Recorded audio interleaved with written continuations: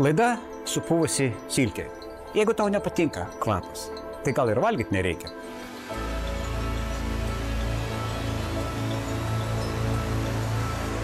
Šiandien pas mus svečiuose humanitarinių mokslų daktarė Eugenija Vaitkevičiūtė. Malonu Jūs matyti. Labai malonu, gerbiamas Vinai. Ačiū, kad atėjote. Aš gal pradėsiu iš toli. Humoras yra viena iš kovos priemonių. Ir Sovietų Sąjungoje buvo daug įvairių humoristų.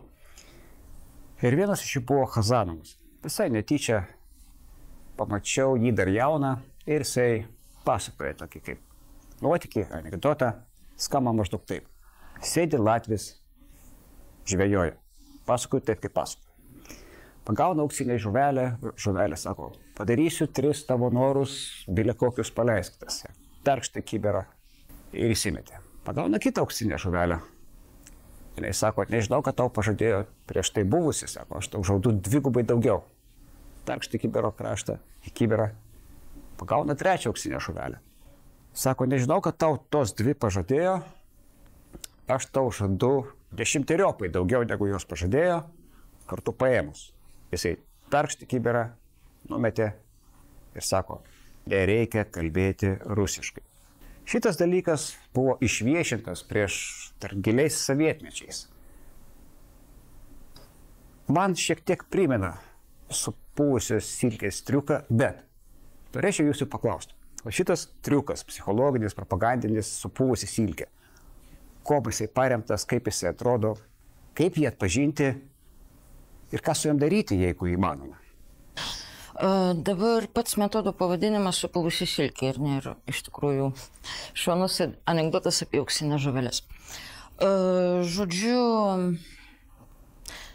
kaip mes taupome resursus, lygiai taip pat mūsų priešininkas, būtų tai Maskva, Kremlius, Minskas ar Pekinas, jie irgi taupo resursus. Metodo esmė, kaip ir iš karto imu jauti už ragų. Metodo esmė būtent kaip panaudojant minimaliausius išteklius padaryti maksimalią žalą priešininkui, kitaip tariant, pasirinktam šito metodo taikiniui arba taikiniams. Ir vyksta viskas labai paprastai. Visi žmonės kalba, taip? Yra priežodis. Nėra dūmų be ugnies. Visi žinom, taip? Taip. Žmogiška psichologija yra tokia, kad jeigu mes išgirstame kažką įdomaus, netikėto, labai tokio, tik niekam nesakyk tipo, ar ne? Na, aišku, mums kniečia dar su kažko pasidalinti, ir, na, sakykime, jeigu kažkas tikrai įdomaus ir spalvingo apie ką nors, ypatingai apie žinomą asmenį, ar apie asmenį, kuris mums, kuris kam nors dėl kokio nors priežasčių nepatinka, ar ne? Na, pavyzdžiui, jūs arba jūsų komandos narys. O tai gyventų tie lietuviai ramiai, nesispyriotų, suprantate, leistųsi, taip sakant, kad jiems vėl atneštų saulę ar aušrą. Siekiau turėjom vieną komunizmo. Ir viskas lyg ir būtų gerai, ar ne? Bet jie spyriojasi, todėl reikia rasti kažką, sukurti kažką, kas labai mažai kainuoja ir yra efektyvu. Tai mano žiniomis, jau Sovietų Sąjungos laikais veiksmingus psichologinio poveikio taikiniams metodus Sovietų Sąjungoje kūrė mažiausiai 6 institutai. Ir Lietuvoje daugiausiai yra žinomos 5 technikos Rusijos žurnalisto prieš eilę metų iš Rusijos išvykusio Jakovlevo dėka, nes jisai aprašė, o kiek atsimenu, Ričardas Savukynas išvertė ir pirmasis publikavo lietuvių kalbą 5 metodai. Supuvusi silkė, didžiojo melo teorija ir dar keletas kitų. Supuvusios silkės esmė yra tokia. Kai numatomas pasirenkamas koks nors taikinys, specialiai adaptuotai prie to taikinio, jo aplinkos, specifikos, charakterio, individualumo, profesijos, rango, visų aspektų, yra paskleidžiami neoficialūs kaltinimai. Kuo šlykštesni, siaubingesni, absurdiškesni. gali būti absoliutus kosmosas. Sakykime, na, nežinau, kad, atsiminus populiariausias ir idiotiškiausias sąmokslo teorijas, ar ne, kad Valerijus Šerelis iš tikrųjų yra ten roplys iš Marso, ar ne? Šitą girdėjau, reptiloidas, taip. Tai žinokit, aš apie save jau girdėjau, ko tik aš apie save negirdėjau. Vardinti, nevardinti. Kaip pavyzdžius? Vienu žodžiu, kaip pavyzdžius. Taip, pradedant tuo, kad taip. Aš esu skolinga kažkam milijonus, kuriuos pavogiau iš vargšių obučių. Kad aš esu lesbietė, sadistė, mazochistė. Kad aš esu net ne lietuvė, bet ganėtinai priešiškos tautos atstovė. Galbūt aš esu net, vienu žodžiu. Čia jau įtariu, kad mes esame ne Kremliaus agentai, iš mūsų ratų jau girdėjau kas antras, ar ne?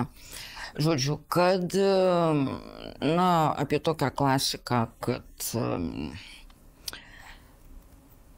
bjaurus žmogus, siaubingas, neadekvati, kiek man yra priskirta priklausomybė, jau pamečiau skaičių. Bet, Eugenija, tai jau labai panašu į etikečių kliejimo metodą. Viskas viename. Sakykime, ten, kur supuvusi silkė, ar ne, ten kartu eina ir didžiojo melo metodas, etikečių klijavimas, ten eina vienas iš pačių siaubingiausių metodų, dėl kurių apskritai visa juodųjų psichikos apsritis yra vadinama menas kurti beprotybę. Pats siaubingiausias metodas žlugdyti žmonės ir jų gyvenimus charakterio nužudimo technika arba personalo nužudimo technika, bet dabar grįžtam truputį atgal ir apie viską iš eilės. Žodžiu taip, patys absurdiškiausi, melagingi kaltinimai neoficialūs. Dėl ko neoficialūs? Jūs apkaltinus oficialiai, jų žmogus racionalus ir ne, dauguma žmonių yra racionalūs. Jūs skambinate advokatui, jūs pasiskaitos įstatymus, jūs ginate save oficialiai. Bet jeigu melagingi kaltinimai yra skleidžiami ir kas vis labiau populiarėja eye to eye, iš akis į akį principų, ar ne? Gandai. Gandai ir šmeižtai. Kitas pavyzdys. Sakykime, jūs kažkur dirbate, ar ne? Ir nepatogu, kad jūs ten dirbate, ar ne? Ir staiga jūsų šefams, darbdaviams, bosams, žodžiu, šeimos nariams, jų darbdaviams, kaip iš ožio rago pasipila skambučiai. Žodžiu, pasak šią techniką aprašysiu Jakovlevu, su įvairiais šmeižtais geriausiai eina tokie. Kad jūs, pavyzdžiui, nuskriaudėte mažus vaikus, kad jūs apvogėte senukus arba senutes. Vienu žodžiu, jeigu atsiranda personažo nužudymo technikos elementų, tada būtinai bus kalbama apie jūsų moralę ir, tuo aspektu. Žodžiu. Ir visą tai bus transliuojama ištisai, pavyzdžiui, konkrečiu atveju, ar ne? Žinau atveju, kai šitokie šmeižtai iš anoniminių asmenų arba iš asmenų prisistatinėjusių prokurorais, policijos tyrėjais, tomis pačiomis nuskriaustomis močiutėmis ir taip toliau. Skambučių skaičius buvo 6 skambučiai per dieną, 7 kart per savaitę. Ir patikėkit, kalbu iš asmeninės patirties, joks darbdavys neatlaikys. Plius viskas vyksta etapas po etapų. Sakykime, žmonės, kurie jūs gerai pažįsta, jūsų artimieji šeimos nariai. Jie nusispjaus ir nekreips dėmesio pirmą kartą, antrą, 122 jos tai, atsiprašau, slenga užknis. Ypač jeigu skambinės ne tik į jūsų darbovietę, bet ir į jų. Jeigu skambinėtų jūsų darbdaviams grasins, ką padarys jiems, jeigu jūsų neišmes iš darbo. Čia mes kalbam apie vieną aspektą, finansinių pažeidžiamumų, ar ne? Todėl, kuo labiau būsite finansiškai nepriklausomi, tuo geriau. Dėl viso pikto reikėtų apie tai pagalvoti, jeigu jaučiate, kad lygiai absoliučiai tuščioje vietoje jaučiate, kad jums šnibždasi už nugaros. Staiga iš jūsų profesinėje srityje lyg ir be pagrindo atsiranda abejonės jūsų darbais, atsiranda, čia jau užkabinu ir charakterio nužudimo technika, atsiranda nutylėjimai apie jūsų darbus, iškreipinėjimai, žodžiu, faktų apie jūs. Kaip ir pusiau dezinformacija, bet ne visai. Jeigu įjungiamas vadinamas 40-60 metodas, tai yra dar vienas gudrus velniškas triukas. Žodžiu, kaip surėdyta žmogiškoji psichologija. Bet tas 40-60 tai procentas tiesos, procentas melo. Taip, ir lygiai kaip vaistinė. 40% tiesos plus 60% melo. Kodėl šitai? Čia jau reikėtų klausti ne manęs, bet ir VGRU ir panašių kontorų, bet veikia šitaip. Būtent šitoks procentų santykis auditorija, kuriems transliuos dezinformaciją, šmeižtus, gandus, buvusią silkę charakterio nužudymo elementus, jie šmeižtais ir dezinformacija patikės beveik automatiškai. Žodžiu, didžiojo melo metodas. Irgi gudrus, suktas triukas, veikia, yra tekę matyti, susidurti, veikia velniškai. Gali būti taikomas, visi šie metodai gali būti taikomi individualiems taikiniams, taikinių grupėms, pavyzdžiui, asmenų grupėms, organizacijoms, visuomenėms, valstybėms. Jeigu taikysis į asmenų grupę, organizaciją, instituciją, nežinau priežasčių, bet jie taikysis ne į pirmą, ne į viršiausią pagal rangą ar poziciją. Dažniausiai taikysis į antrąjį. Žodžiu, ir noriu dar pabrėžti prieš paminėdama kitą metodą. Ką mes begalvotume, kokie optimistai bebūtume, bet sumanipuliuoti galima bet ko. Ir diskredituoti galima bet ką, viskas priklauso nuo priešininko žmogiškųjų ir kitokių išteklių, resursų ir tam skirto laiko bei pastangų kiekio. Todėl, ką mes galime padaryti? Klasika. Ugdyti kritinį mąstymą, netikėti nieko iš pirmo žvilgsnio, tikrinti informaciją ir taip toliau. Ir taip, didžiojo melo metodas. Jisai yra grįstas žmogiškąją psichologiją tuo, kad mes visi, normalūs, padorų žmonės, ne ten įdarbinti, sakykime, ar užverbuoti, ar dar kokie nors, supratot, mintį, žodžiu, kad, kalbu apie Kremliaus trolius ir naudingus idiotus ir panašius. Žodžiu, mes linkę sakyti apie save teisybę ir mes automatiškai tikimės, tai užkoduotų pasąmonį, kad ir visi kiti mums sako teisybę. Didžiojo melo metodo esmė. Apie ką nors būtų tai valstybė, reiškinys, belekas. Yra ištransliuojamas absoliutus, siaubingo dydžio ir net neįsivaizduojama, sakykime, net sunku sugalvoti pavyzdį, ar ne. Šitokio siaubingumo melas, kad visuomeniai, žmonėms, taikinių aplinkoms net netoptelėtų, kad šitokį siaubingą dalyką galima apie ką nors sumeluoti. Tai negali žmonės šitai meluoti. Aš pati girdėjau savo ausims, savo gana artimų asmenų kauksmą ir esu jiems dėkinga už didelį moralinį palaikymą vėliau, kai susizgribu, kad kodėl jie tai daro, kodėl skambinėtų, juk prisipažink, tu turėjai kažką tiem žmonėm padaryti. Ką tu jiem padarei, kad jie šitai? Nieko, dievulio ranką prie širdies pridėjus galiu. Nieko. Ir, atlaikyti tokius dalykus sunku, bet įmanoma. Žodžiu. Ir sumeluotas dalykas paprastai parenkamas toks, kad auditorijai sukrečia iki tiek, ne tik iki širdies, bet iki pat pasąmonės gelmių ir klausytojai, žiūrovai, auditorija patiria iki tiek gilę ir didžiulę emocinę traumą, kad po to tų pačių asmenų, tos pačios aplinkos, organizacijų, valstybių nebeveikia jokie logiški racionalūs argumentai. Tai yra, jūs nebepertikinsit niekaip. Šitoje vietoje. Nebent palaipsniui ir per ilgą laiką. Žinau, kad čia užtruks ilgai, taip, bet aš norėčiau, kaip sakant, užbaigti šiek tiek pozityviai.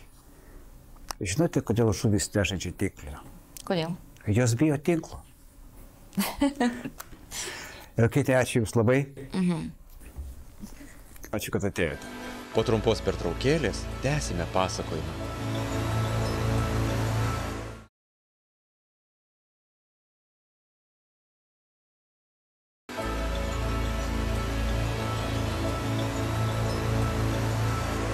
Labadiena, gal norite žuvies? Visai nesenai pirkau. Ai, sakot, sugedusi. Tai parduosiu pigiau, negu pirkau. Ant kiek negera, mes paskui sužinosime.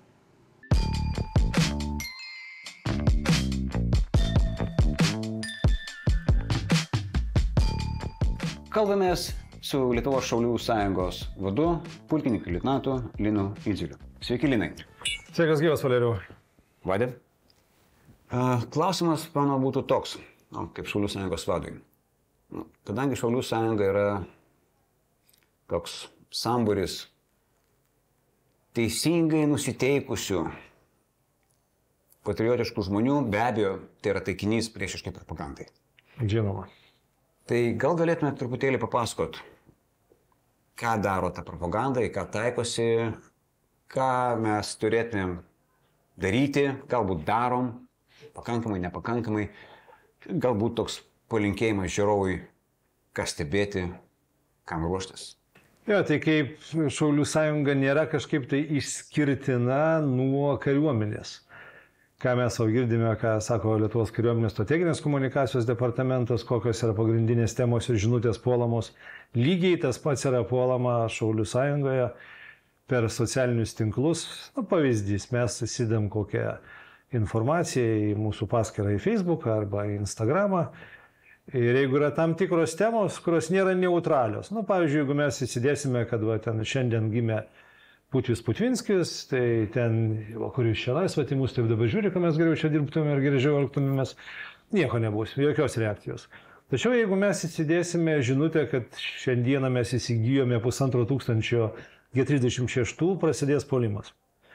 Jeigu mes įsidėsime žinutę, kad dalyvavome pratybose Aršus Vilkas kartu su Lietuvos kariuomenė, ir ten kelias nuotraukas įdėsim, ten, kur su šarvuočiais ten važinėjame, ten su dronais skraidome, iš karto bus puolimas.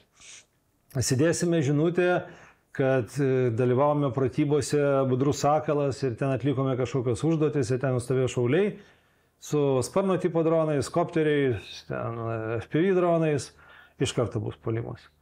Tai yra komentaruose, pastebime, kad yra 3 tipų praktiškai komentuotojai. Tai pirmas tai yra botai, tai yra paprasčiausiai neegzistuojantis veikėjai. To matosi yra žmonės, kurie yra nusinuodiję. Tai yra ideologiški žmonės, kuriems nepatinka niekas, bet juos kažkas turbūt inspiruoja. Ir turbūt trečia, tai yra žmonių kategorija, kurie nupirkti. Ir tada atsiranda taip, kad pas tai yra pozityvi žinutė ir kelių valandų bėgyje kokie 200 neigiamų komentarų, kur vienas kitą papildo, žodžiu, kaip tu ten blogus pirkimus darai, kad čia nieko neapgins, ypatingai NATO tema, kad NATO čia neateis, neapgins. Tai netgi tie visi komentarai nėra susiję konkrečiai su tavo tą įdėtą žinutę, bet tokį silpnina gynybinį mūsų potencialą ir parodo, kad mes nieko čia verti, nieko mes šiandien neapsiginsime, nei patys, nei su sąjungininkais, kad čia yra tuščias pinigų leidimas, ir, žodžiu, čia yra bergždžias reikalas ir čia nereikia nieko nei daryti, nei ką, nes ateis mums čia Margedonas ir bus pasaulio pabaiga, ir Lietuva neapginama ir viso gero. Tai va, tai galima taip trumpai apibendrinti. Tai ką reikia daryti? Reikia turėti komandą, kuri visą tai trina. Trina, nes turbūt vis tiek mes demokratiniai šalyje turime komentarų tą skiltį, mes galime aišku uždaryti. Paprasčiausiai jos neegzistuoja. Ten patinka, to nepatinka, žodžiu, man vienodai rodo. Bet pas mus jinai yra, nes yra žmonės, kurie ir palaiko visgi, tai nėra taip, kad čia būtų visi propagandistai ir taip toliau. Tai va, čia kas liečia mūsų organizaciją, taip trumpai apibendrinant. Tai aš dabar biškai perfrazuosiu, kadangi daug visko vis tiek bus išpilta. Tai reikėtų prisiminti arabų patarlę. Šunys loja, karavanas eina. Tiesiog aš manau, kad taip, tai yra viena turbūt iš reakcijos formų, tai yra nieko nekreipti dėmesio, tas komentarus ištrynė ir viso gero. Dar porą sakinių apie refleksinę kontrolę. Jo, tai galbūt reikėtų mums prisiminti tokį refleksinės kontrolės metodą. Refleksinės kontrolės metodas yra Sovietų Sąjungoje sukurtas, institutuose naudojamas ir buvo žurnalistai apmokyti, propagandistai. Tai yra informacinėme sraute pateikti tam tikrą informaciją, bauginančią informaciją, Na, pavyzdys, pavyzdžiui, rusai pameta informaciją, kad jeigu jūs tieksite ukrainiečiams ten tolimojo šaudimo ginkluotę, kuri gali ten skristi į Rusijos teritoriją, atsakas bus jums branduolinis smūgis į Berlyną, Varšuvą, Vilnių ir visą kitą. Tai yra paišomum jam raudonas linijas ir taip toliau.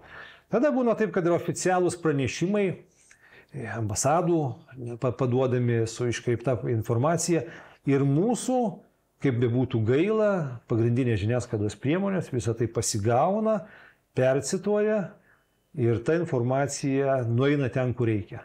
Tai yra jų refleksinė kontrolė Lietuvoje veikia 100%. Ir tai yra labai gaila. Vadas, jums daugiau pozityvo. Sėkmės tarnybai. Tai ką, tai pozityvą mes priimsim.